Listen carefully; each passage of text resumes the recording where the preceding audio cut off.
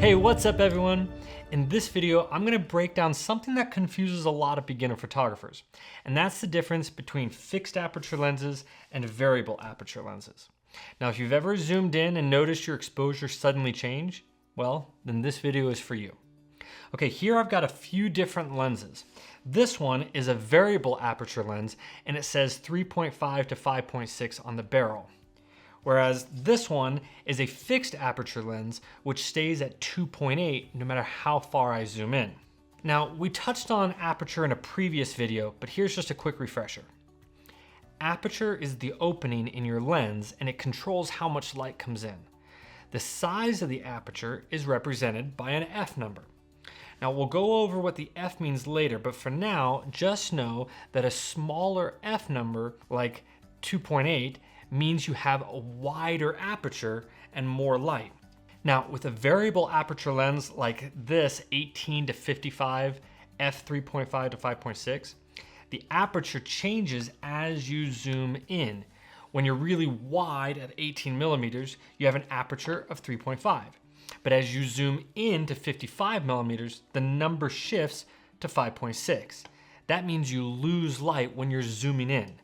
But with a fixed aperture lens like this, 24 to 70 f2.8, you can actually have the same aperture no matter what focal length you're at. So if you're at 24 millimeters, you're at f2.8, and if you zoom in to 70 millimeters, you're still at f2.8. You get consistent exposure and consistent depth of field across the entire zoom range. All right, let me show you this in action. Now, I've got three cameras here. The first one is an old Polaroid camera. I'm just gonna use this as a prop to photograph. The other two have the different lenses on them. This one in the middle has a variable aperture lens, and then I have a fixed aperture lens on here. Now, I'm gonna start wide on my zoom and then go in tight, and I'm gonna keep all the same settings. Watch what happens. I'm at f3.5 on my aperture. There you go. Now I'm gonna zoom in, and you'll notice that the aperture is automatically narrowing from f3.5 to f5.6. Do you see how the image gets darker as I zoom in?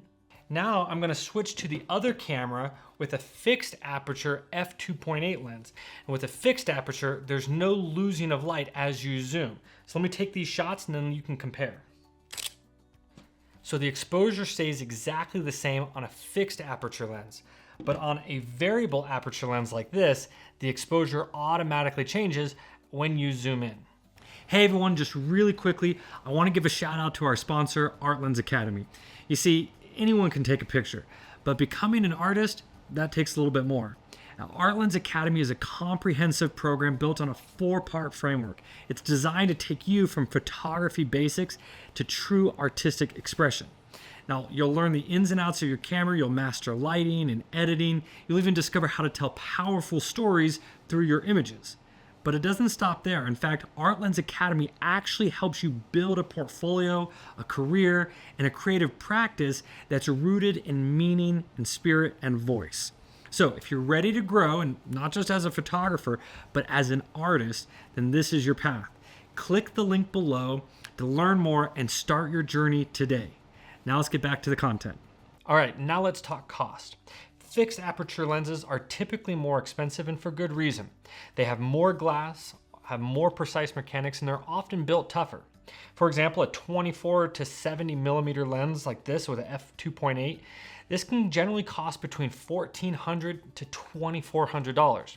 On the other hand, a variable aperture lens like this 18 to 55 millimeter f3.5 to 5.6, this costs around $250. It's a basic kit lens for beginners or for casual shooters. So the question is, which should you choose?